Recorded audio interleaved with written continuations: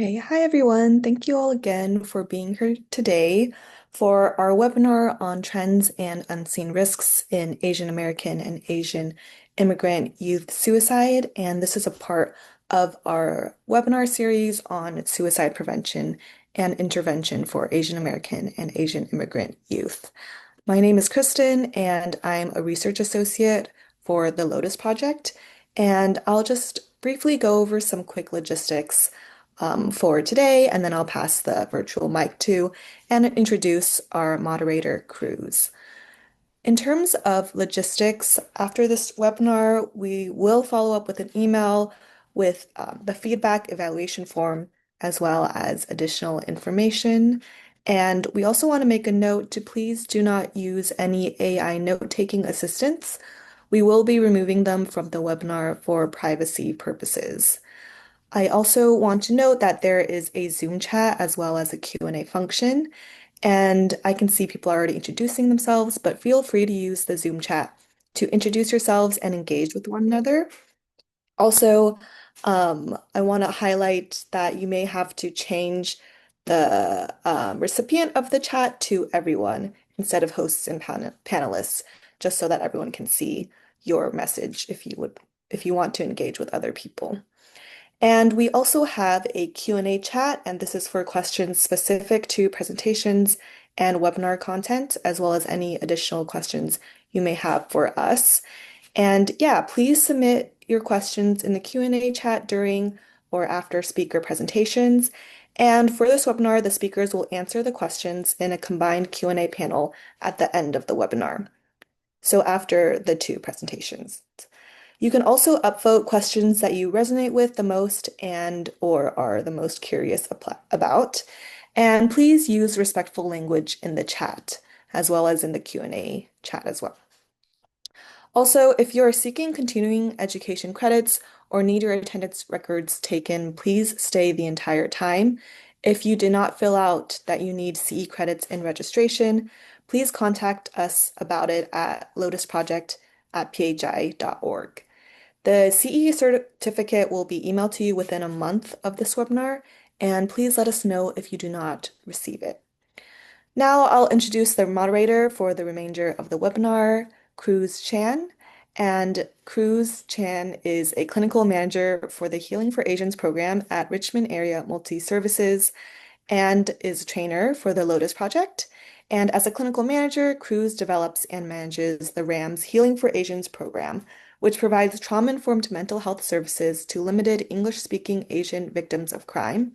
Cruz is a licensed marriage and family therapist, as well as a registered drama therapist. So I'll pass it over to Cruz now. Thank you, Kristen. Welcome again to our Suicide Prevention and Intervention for Asian American and Asian Immigrant Youth webinar series. As Kristen already mentioned, this is our first webinar of the series. And today, we will focus on trends and unseen risks in AAAI youth suicide. And this is a 90-minute webinar without intermission.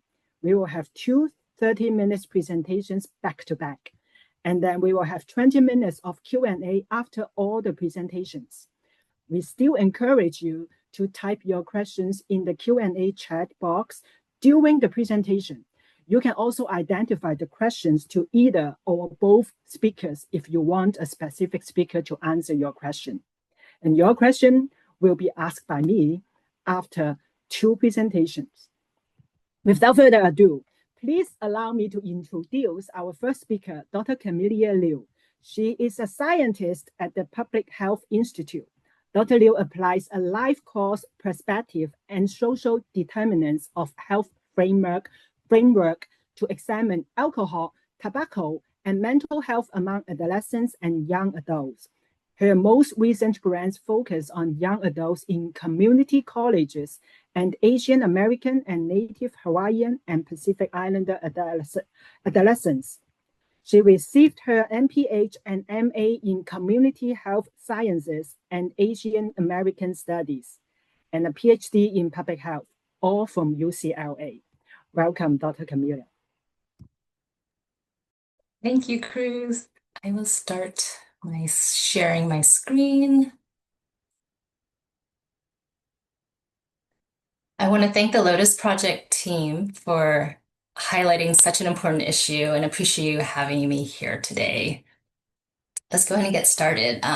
Some quick acknowledgements and no conflicts of interest to disclose, but want to recognize the funding sources, in particular NIMH and API data from UC Berkeley.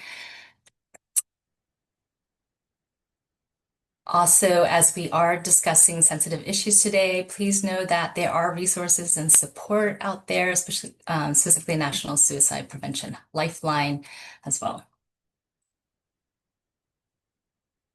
So what I will be doing today, so I'm a social epidemiologist by training, if I can get the title out. And so I love talking about data and trends. And so I'm going to start that off by looking at Asian American, or AA, and then Native Hawaiian Pacific Islander, NHPI, data at the national context. But often at the national level, data are often aggregated. And as we all know, data aggregation can be harmful to my community. So then I will shift over and talk about a study that we did in California.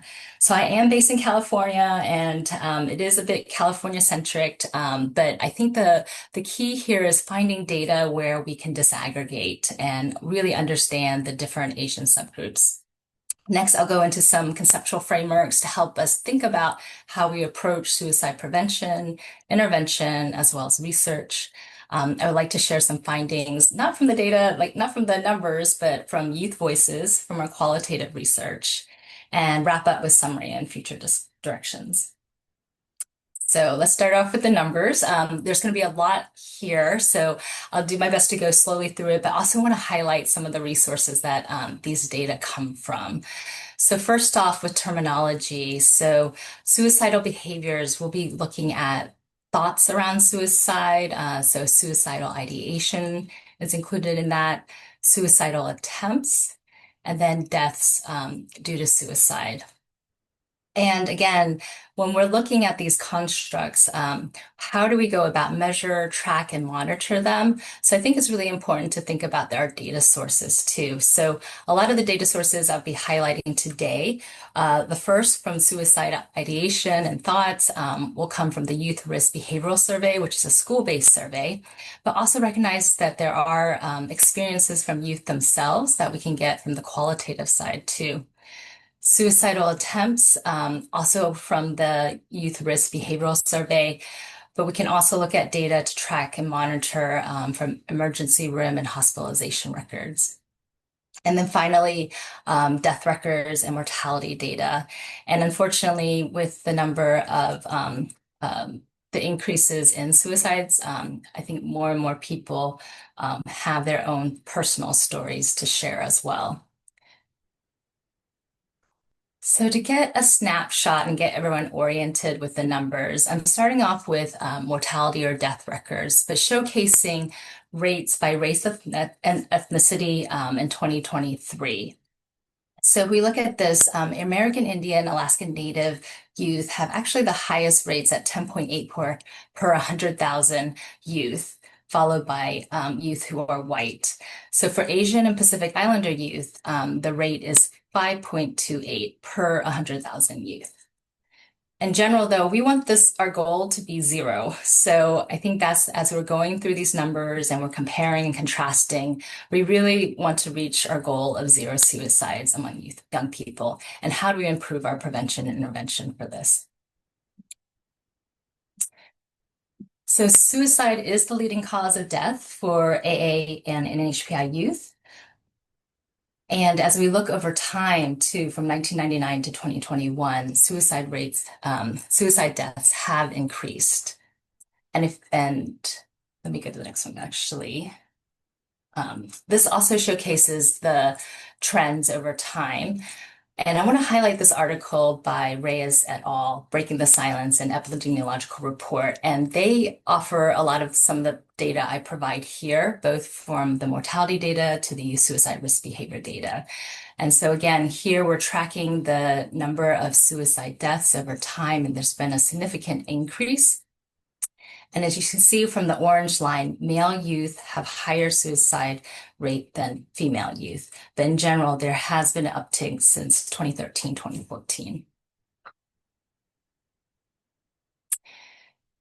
The primary mechanisms of suicide deaths, and again, this is aggregated, this is pooled over several years, but the most common methods were suffocation in the gray line, followed by firearms, poisoning, falls, and drownings. And so while suffocations are the highest here, you can see that firearms have been also increasing as well. There are differences again by gender. And so if you look at both, suffocation is the primary method of suicide deaths for both male and female youth. You can see with firearm deaths that has been is much larger for male youth compared to female youth. Now we're switching over to the Youth Risk Behavioral Survey. So these are self-reported data coming from youth who are in schools. And so when we're looking and comparing, we have the death rates, but then also we want to understand how youth are doing now in terms as another indicator to track and look to see where we can implement prevention and intervention. So in 2023, 14% of Asian high school students reported seriously considering attempting suicide in the past year, and 16% for Native Hawaiian Pacific Islander youth. Now, when we ask about who made a suicide attempt in the past year, for Asian youth, 8% had reported making an actual attempt, and for Native Hawaiian Pacific Islander youth, 15%. And so again, just to highlight the gender differences here. So the red line here shows the female youth suicidal ideation prevalence and the blue line for male youth. And again, it has been a decline over time, but then it has been steady over the last 10 years. Here, this is some of the anomalies with the data, because here you see that females express a higher suicidal ideation and thoughts. But when we look at the death records, it's actually male youth that have higher deaths by suicide compared to females. So I think it's really important to, where we can, kind of break down the data to understand what are some of the nuances. So in addition for that, the need for data disaggregation. So as we know, Asian Americans, NHPIs, they comprise more than 23 distinct Asian American groups out there, 19 distinct Native Hawaiian Pacific Islander groups.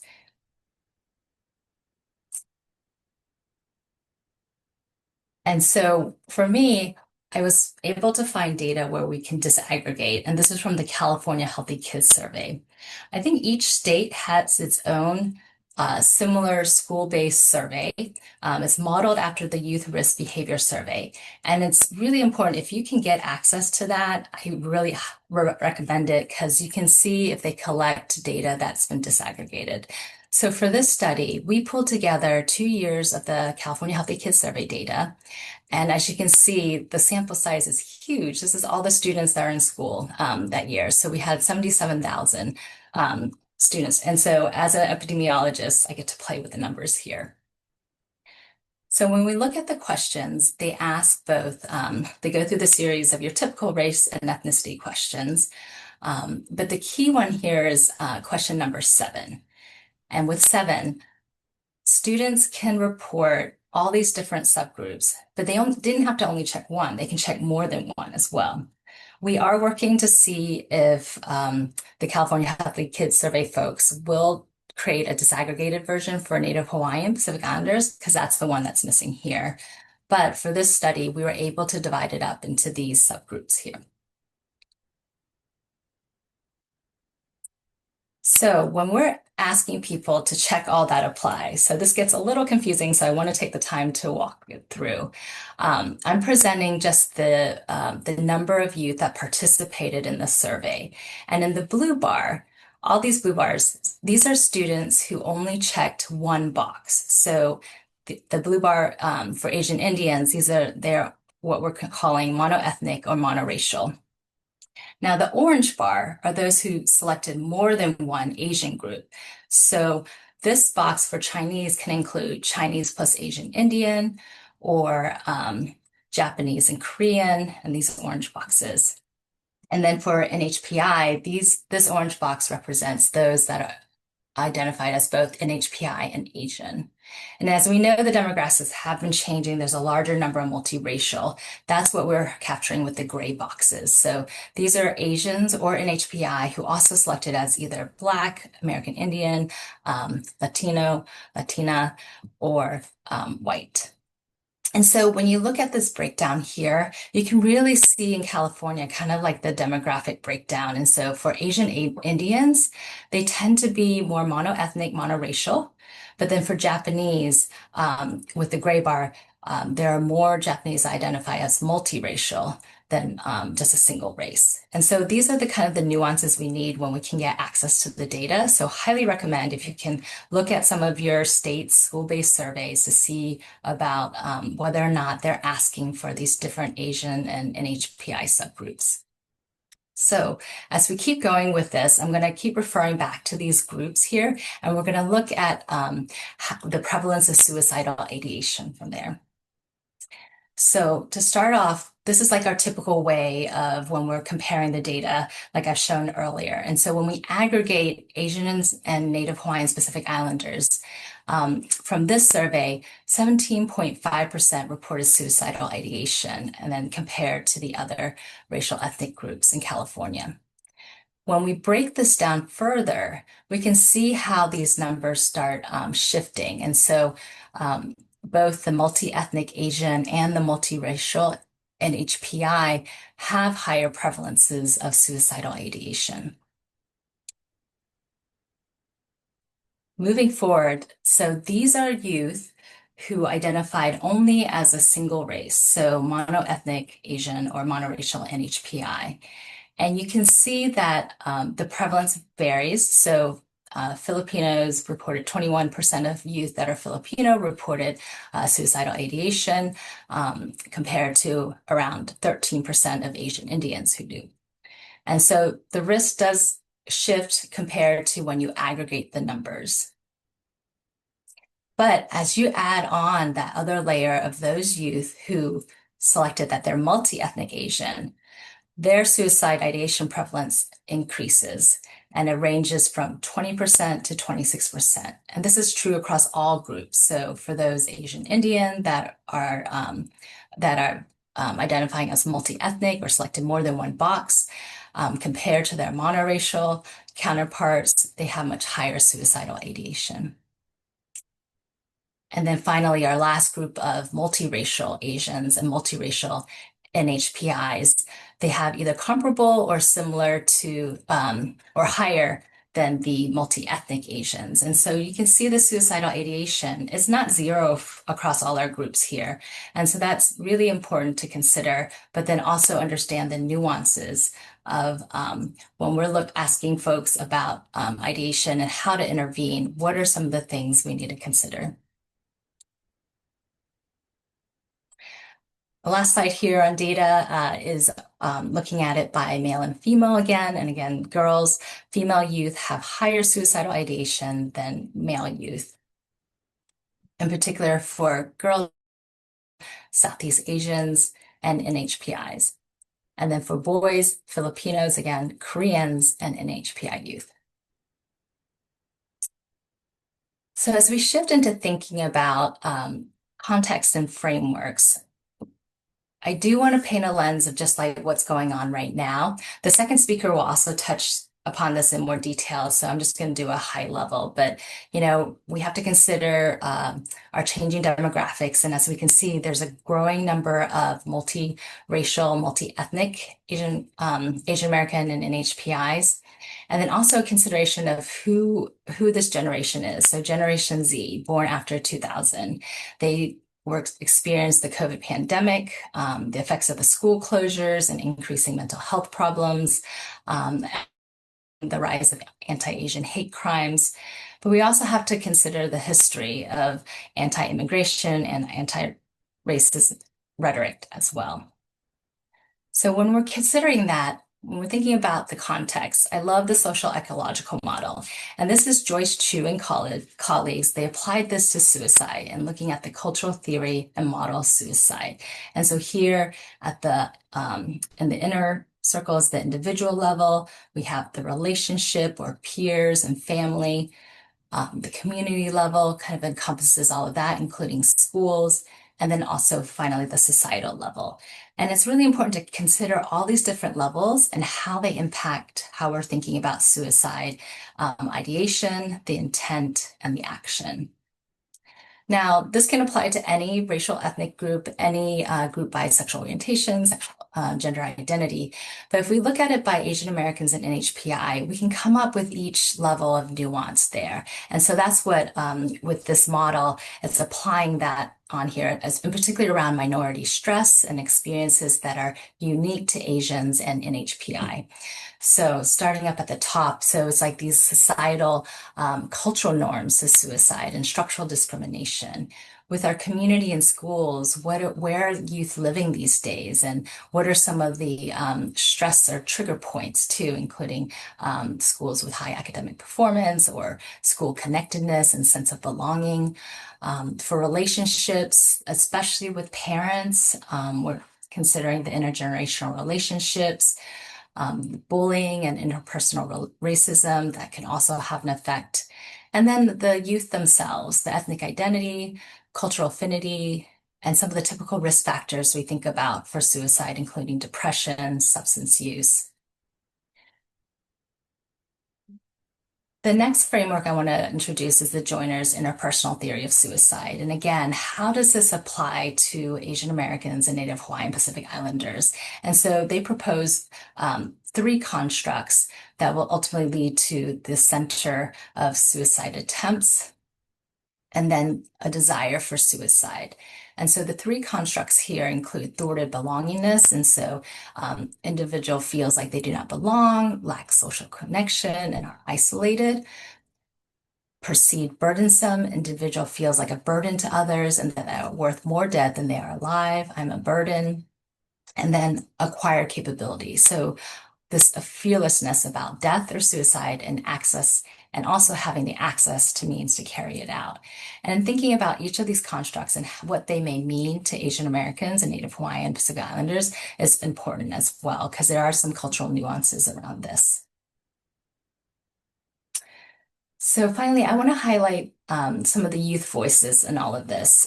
While the data that we're tracking from the surveys and the mortality data are important, we're also missing a piece in terms of like, well, what's actually going on with youth these days? So we did a series of 9 focus groups in California, one for each specific A and HPI group. And I'm just going to do a high level of what we learned. And these are the 2 key themes. So first, youth voices go unheard, and then barriers to seeking help. So first off, youth voices go unheard, or what we learned is that cultural norms instill in youths to stay silent and project strength. Here's a couple of example quotes I'll read out. If you say that you have a mental illness, you're like broken. You're not mentally sane. So people don't respect you as much. And in Korean culture, it's like reputation. It's super important for them to maintain this image. So that's why they don't talk about it. Here's another quote from a Japanese youth. In Japanese culture, you don't really tell people about your mental state. We only display a good version of ourselves. So also with this silence around this issue is the lack of linguistic equivalence. So what we learned is that the one-to-one translation of mental health terms is challenging. So from one female youth who's like Vietnamese, I consider myself pretty fluent. There are no words to describe mental health. It's really hard. So even if you are fluent in Vietnamese, you can't really articulate your thoughts in regards to mental health. The second theme is around barriers to seeking help, and in particular, the internalized stigma. Suicide itself is it's just such an unspoken topic and due to the stigma, but in further, it also prevents people from seeking help. So youth mental health struggles are not accepted and they're expected to stay silent. Youth fear judgment, being misunderstood, shame, and ostracization if they seek help. I'll just highlight, like, again, suicide is often seen as a taboo topic. And then from this male youth from among focus group, if you talk about mental health, they'll think you're crazy. There's also limited parental knowledge around mental health and mental health services. So the youth participants highlighted that they feel like they had to explain things to them or their parents aren't really aware. So in particular, this one quote from a Filipino male youth, when they think their kid is talking to someone at school, they go against the idea because they feel a social worker is going to take them away.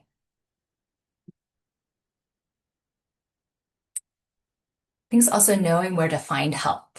And so seeking help can depend on your existing knowledge and our relationship with the mental health provider, being able to connect on culture, language, gender, and generation and acculturation matters, and timely availability and access to care. So here are two quotes. It's much easier to talk to another Asian Indian woman. I wouldn't be comfortable talking to an Indian man or a white woman because they really wouldn't understand my experiences. And that's from a female youth from our Asian Indian focus group.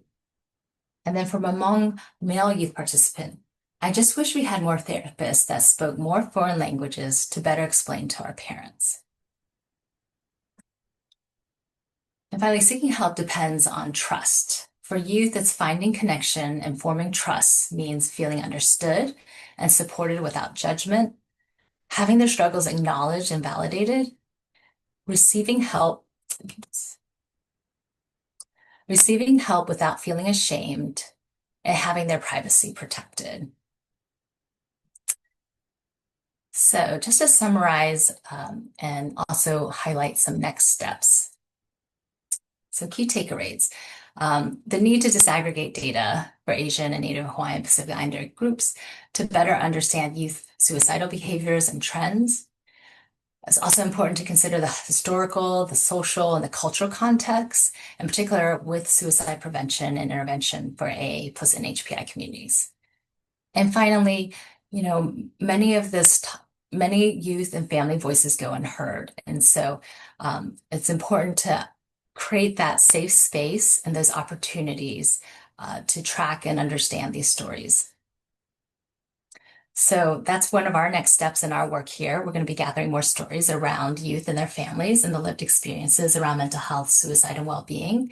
And then also to identify and validate community-defined and evidence-based practices that work for youth and their families and caregivers to improve our suicide prevention, detection, intervention in a culturally and linguistically appropriate way.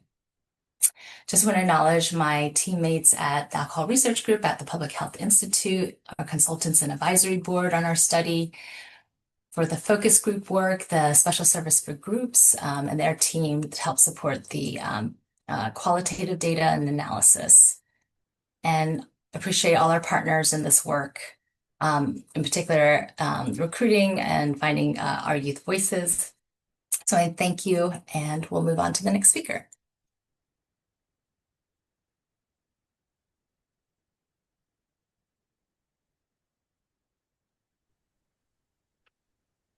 Thank you.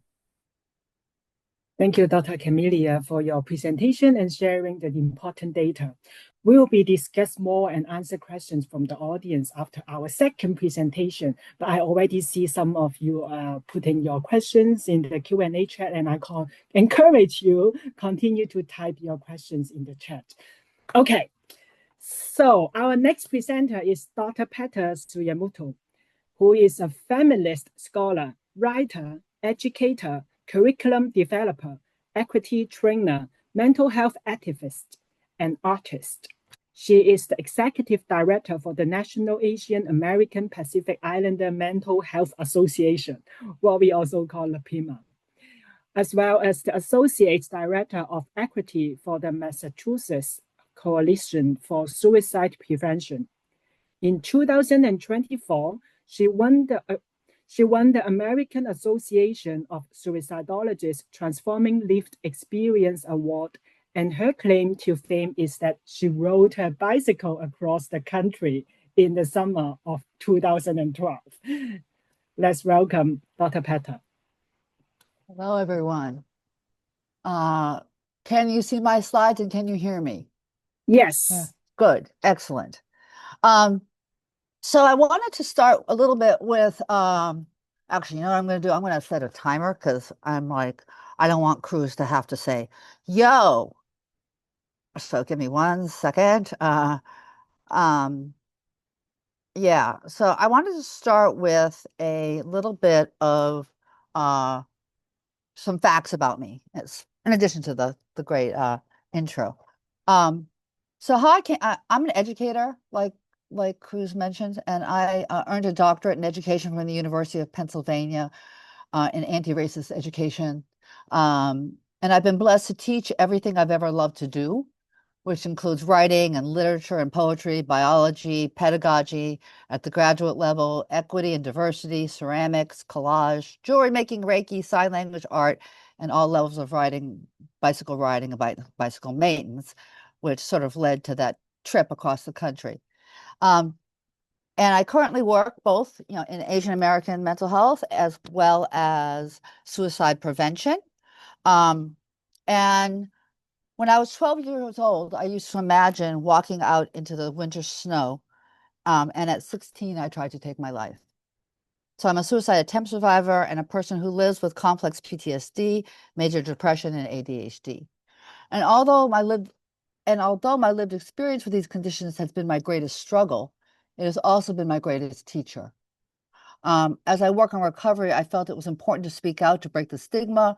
And I felt that to share my experience with healing in the mental health system and learning to take care of myself, my whole self, body, mind, spirit, in the hopes that I could help someone else on a similar journey. So I come as a person with lived experience and as a person who has learned a lot about the field from sharing. So I wanted to hold on, let me just get here. So that's me. I want to talk just briefly about cultural framing of mental illness and mental health. There's often a mismatch between services and interventions and cultural norms and how mental health is framed in different cultures. As Camilla talked about, sometimes there's not even language, right, for Western psychological words. AA and HPI cultures don't often separate body, mind, and spirit the way that Western psychology does. And we tend to have a more holistic approach. Eastern medicine tends to look at very holistically. And it's important to remember that context is important. What some of the things that were brought up already.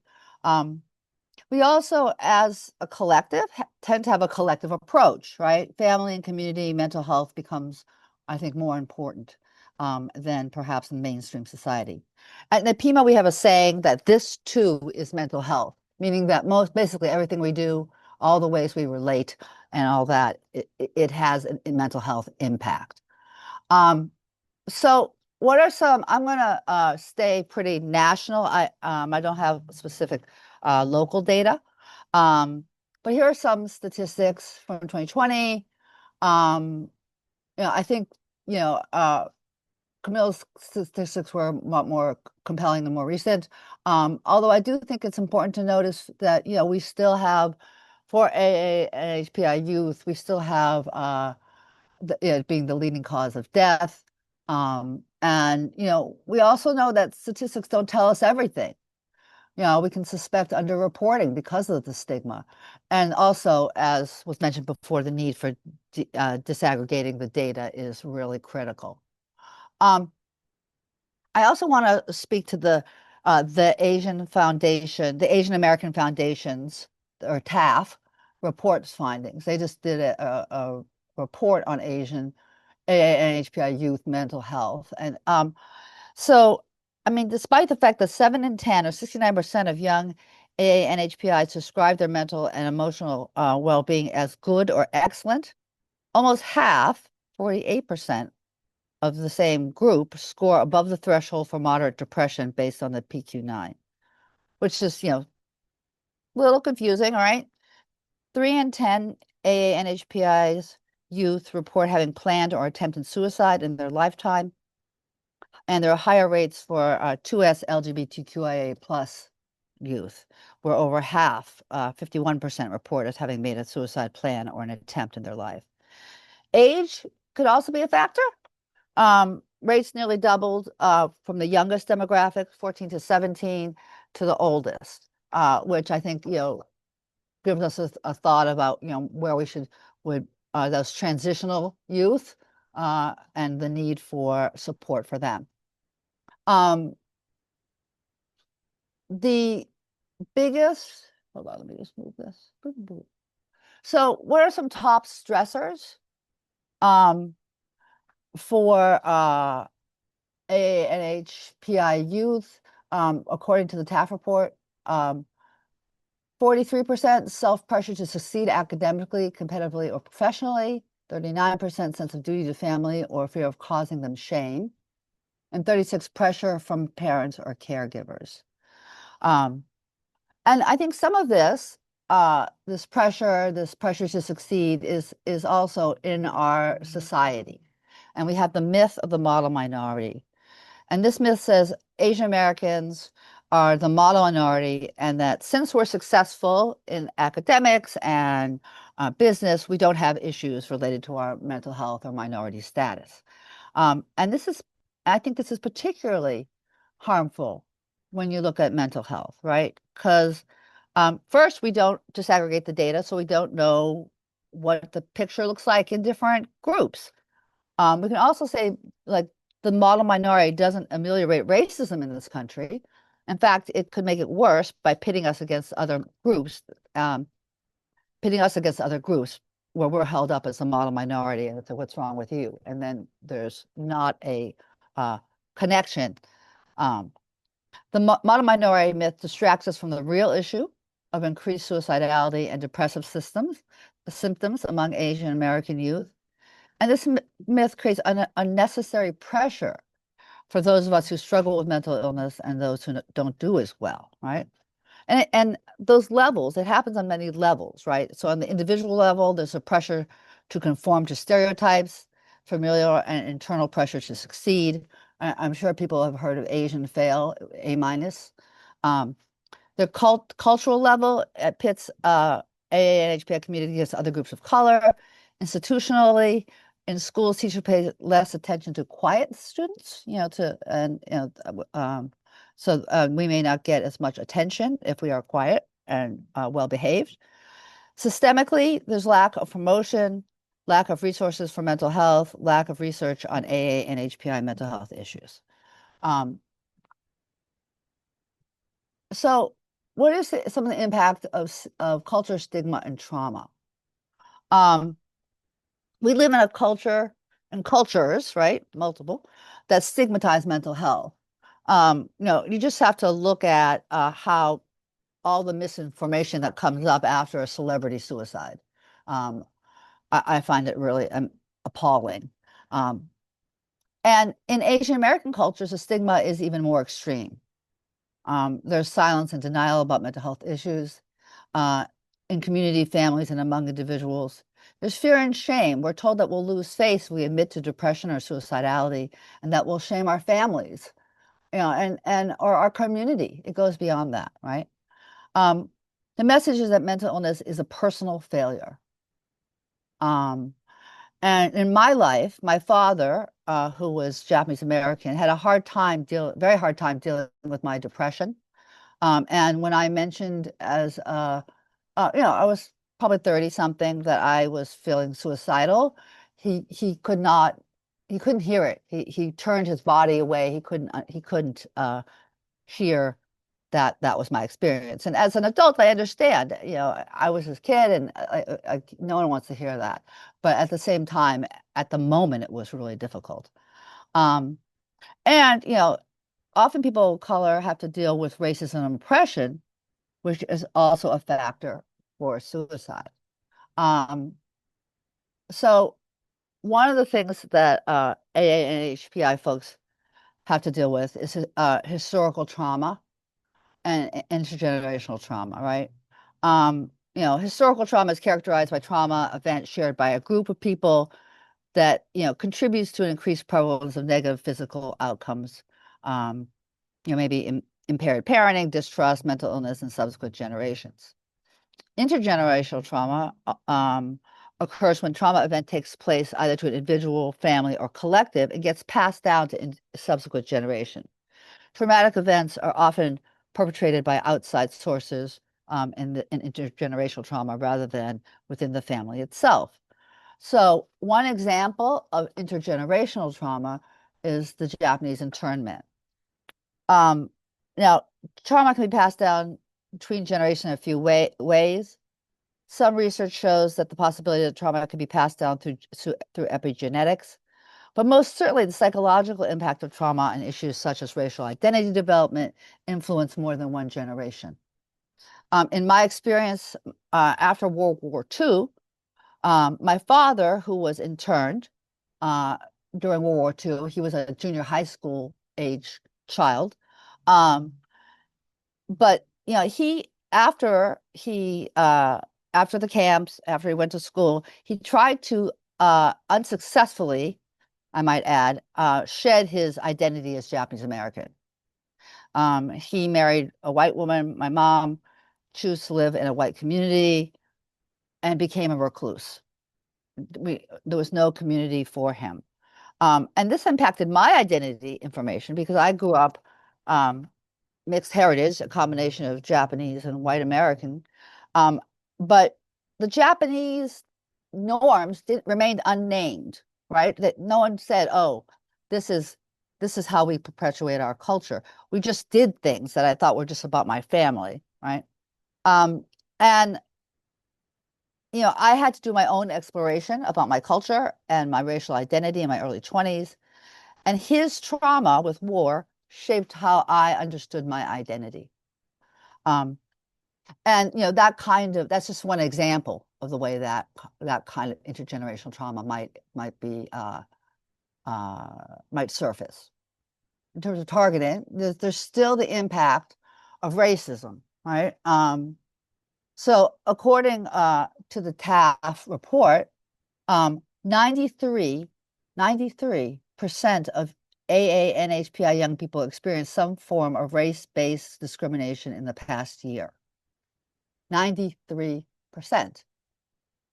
That's alarming, right? I mean, perhaps it's not as surprising as we wish it were, but it's also very alarming. From the Stop AAPI Hate report, about 53% of AAPI adults surveyed experienced a hate act in 2024 due to their race, ethnicity, or nationality. And that's similar. 49% experienced that in 2023. So I mean, we are, and it rose, right? So we're still. It's like COVID anti-Asian hate has not subsided. The prevalence of hate was similar across gender, geographic region, income, party identification, birthplace, language, education, citizenship, and regional ethnic group. But there were age differences that emerged with 72% of young adults, 18 to 29, experiencing hate, which is higher than the older adults. 30 to 44 is 54%, 45 to 59 is 46%, and 60 over it's 44%. But again, we see like the TAF report saying 93% are experiencing some race-based hate, and the AAPI hate report saying 72% of young adults. So this is a serious issue that our young people are facing. And then those who experienced hate acts, about half, 53%, experienced hate that was intersectional or targeting another aspect of their identities in addition to their race, ethnicity, or nationality. And gender was the highest additional identity targeted. So, we have the external hate, but I think it's really also important to talk about internalized racism, right? This is an article by Wei Chin Huang, and he just describes internalized racism in this article, demystifying, addressing internalized racism and oppression among Asian Americans as the internalization of bias and oppression towards one's heritage group, which subsequently leads to devaluing, disidentifying, inferiorizing, and distance between individuals, families, communities, and heritage. Internalized racism is an especially insidious form of divisive racism that works subtly, silently, and often unconsciously to damage ethnic and racial identity formation and reinforce systems of oppression. And I think it's important because I think my father, for instance, experienced the impact of internalized racism because of his experience with the internment. And I think, whenever we have it is unfortunately not hard to internalize the messages we get if they are prevalent and continuous, right? So as we think about youth, I think it's important that we think about the external racism, but also what are they taking in? And how is that affecting their well-being, their sense of belonging, and all those kinds of things that was talked about before. In terms of help seeking, according to the TAF report, over a half, 53% of AA and HPI youth report feeling comfortable talking to their parents when having a tough time emotionally or mentally. 46% were uncomfortable.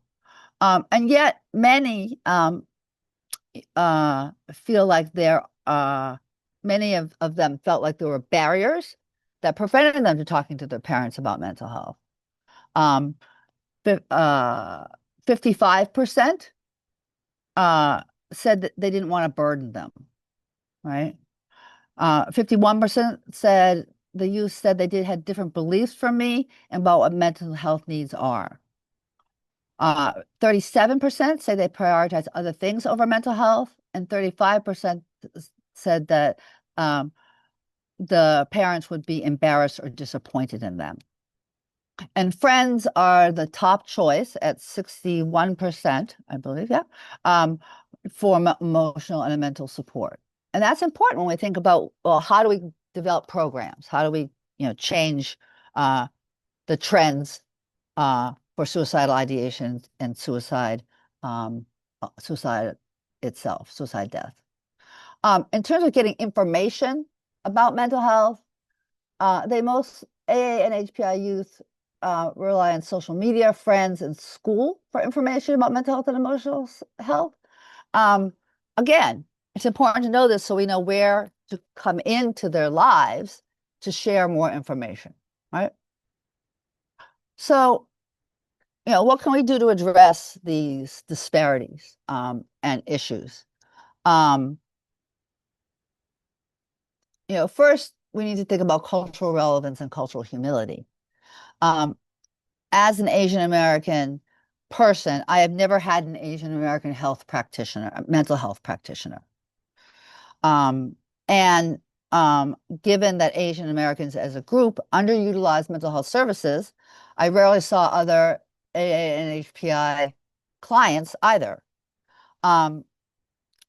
Until my current therapist, I didn't have a practitioner ask me what the impact of being Asian American was on my mental health and in the issues of my life. So it's really important to have the cultural relevance in treatment, which I did not have, right? I mean, and I'm 60 something. I'm what I don't know, 62. Yeah. Or no. Anyway, it doesn't matter. But I'm in my 60s and I don't remember. It's like that's a long time to be in the system from age 12 to 60 something. And no one ever asking me about my cultural background until I was about 50 years old. So we need to find practitioners who have cultural humility, understand the importance of culture and context. And we need to have a cultural humility to acknowledge that we can only see one piece of the puzzle, right? We don't know. We cannot have like this elephant and the person touching it. They're just touching that part. They don't know what the trunk feels like. So we just have pieces of the puzzle, right? So how does this relate to treatment? Well, there are, as mentioned before, many cultures and ethnicities, and even more languages, right? And we are in the mental health field primarily a white field. and suicide prevention as well. I don't know if any of you have been to the AAS conference. Like whenever I saw another Asian American or person of color, I was very excited because it was like, oh, somebody else that's here. If you're and even if you're a practitioner from the same background, you can't assume your experience is the same as the person you're treating, right? In addition, young people, every generation, right, has its own cultures based on the generation or the school community and intersectional identities as well. And these are things that you may or may not be aware of, right? You need to do your homework. And you need to talk to cultural brokers in the community that work with youth if you are a practitioner, a mental health practitioner, and don't know the cultures of the youth you're working with. I think in general, when things seem unusual to us, beliefs or behaviors, you need to ask what's going on rather than pathologizing the situation immediately. And I mean, the person in front of you, your client, if you're a practitioner, is your expert, and they're in front of you. So, I mean, having that conversation and having talk about it, that's really, really important. So what are some ways communities and programs, and initiatives can address these issues? So in the TAF report, the youth reported these suggestions that can support their mental health. So for 14 to 17-year-olds, 42% want wellness spaces where people come together to ease anxiety and stress. 36% wanted parent caregiver training programs that educate them about young people's mental health needs. And 34% wanted an easy to navigate mental health app that involves messaging and or games. 18 to 25-year-olds, again, 37% wellness spaces. 34% wanted more accessible mental health professionals to understand your racial, ethnic, and cultural background. And another 34%, again, wanted an app that would involve messaging and or games. And oops, losing track here. Here are some examples of some different kinds of initiatives and programs. The Massachusetts Coalition for Suicide Prevention, which is an organization that I work for, we have 11, we have the Massachusetts, the state coalition, and we have 11 regional coalitions, and Greater Boston is one of them. So the Greater Boston Suicide Prevention Coalition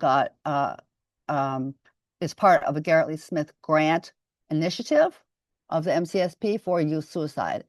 And we noticed an uptick in Asian American suicide in Boston. And so we are going to be focusing on AA and HPI youth in Boston, doing some focus groups, and as well as some engagement of youth around these issues. It's still in process, so if you're in the area, let me know. In addition to PIMA, we have a Friends Do Make a Difference program, which is our youth programming, where it's a youth leadership program where people learn to talk about mental health issues and bring it back to their schools and their communities. We also have a group called NAAPIMHA, which is the National Asian American Pacific Islander Empowerment Network. This is not only for youth, it's for anyone, AA and HPI, who has lived experience with some kind of mental health challenge, either as a challenge, they have the challenge themselves, they're a lost survivor of suicide, attempt survivor of suicide, or an impacted family or friend. And then we have our training called Growing Our Own, which is a cultural training for mental health practitioners, clinicians, as well as paraprofessionals or certified peer specialists, all those people as well. So we have the Orange County Asian and Pacific Islander Community Alliance, which, and if you have questions about the next two, please ask Camilla, because she helped me with that. But this organization is the largest provider of AA and HPI behavioral health services in Orange County. delivering comprehensive culturally and linguistically specific services to youth and their families, by strengthening history and building resiliency. And they have suicide prevention through leadership development and mental health first aid trainings, early intervention through short-term individual, group, and family counseling, and peer support and treatment for moderate to severe cases with long-term intensive programs, including crisis intervention therapy, parental support, and referrals. In addition, we have Changing Tides program at the Little Tokyo Service Center. And that program is to normalize mental health and suicide in the AAPI community of Los Angeles through events, services, outreach, education, and open conversations. Programs include a prevention through a peer ambassador program, which is a 10-week internship for high school and college students on mental health advocacy, and QPR suicide prevention training. They have early intervention and post-vention for survivors after a suicide loss through a 6-week support program for family members and friends. So, we have some examples, and you may have more. We'd love to hear them. But I think one of the things that we do know is there aren't enough AA and HPI specific programs about suicide prevention. And I feel very strongly that we need to work on that as well. And as a final reflection, we need to in order to meet the needs of AA and HPI youth, we need to talk about mental health. I know that sounds sort of basic, but we need to normalize the conversation about mental health and mental wellness. We need to consider the impact that racism and other forms of oppression have on the mental health of AA and HPI youth. And it's important to be aware of the resources to help people address this racism, which can result in inequities, such as poverty, lack of access to healthcare, and lack of systemic supports. We need to practice cultural humility in our approaches to AA and HPI youth and communities. We need to not make assumptions. Don't assume you know another cultural experience, even if you're from the same culture, but especially if you're from different backgrounds. And we need to be aware of our cultural lenses, biases, and preconceptions, and how they impact clinical practice and approaches to mental health and suicide prevention. And if you're a practitioner, you need to ask and invite. Ask your clients about their culturally specific sources of support and resilience, and learn about the culturally specific initiatives and programs in your area and nationally as well to provide that for your clients. And finally, I want to say okagesama de, which is Japanese for thank you, but it's more than thank you. It's thank you with gratitude. And it's a gratitude for all the people, and you included, that have come before, that are doing this work. It has to do with the fact that I could not do this work by myself, certainly, and I need my community, and I need those who have gone before me. I need my mentors, DJ Ida, for instance, who was the former executive director of NAAPIMHA. There's been work being done over many, many years, and I am honored to continue it. So I will end there. I think I did okay with time. Yes, perfect. Thank you. Thank you again, Dr. Peta.